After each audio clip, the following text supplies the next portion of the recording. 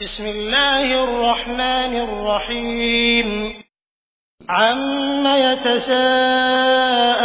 عن النبأ العظيم الذي هم فيه مختلفون كلا سيعلمون ثم كلا سيعلمون ألم نجعل الأرض مهادا والجبال أوتادا وخلقناكم أزواجا وجعلنا نومكم سباتا وجعلنا الليل لباسا وجعلنا النهار معاشا وبنينا فوقكم سبعا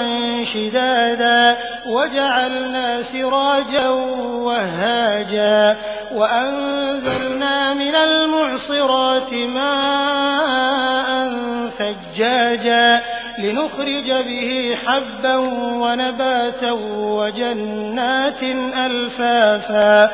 إن يوم الفصل كان ميقاتا يوم ينفخ في الصور فتأتون أفواجا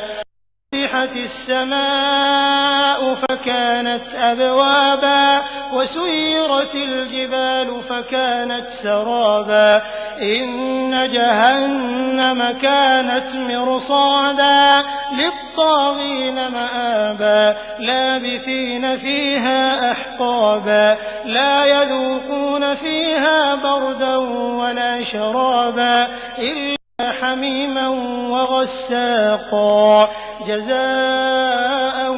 وفاقا إنهم كانوا لا يرجون حسابا وكذبوا بآياتنا كذابا وكل شيء أحصيناه كتابا فذوقوا فلن نزيدكم إلا عذابا إن للمتقين مفازا حدائق وأعنابا وكواعب أترابا وكأسا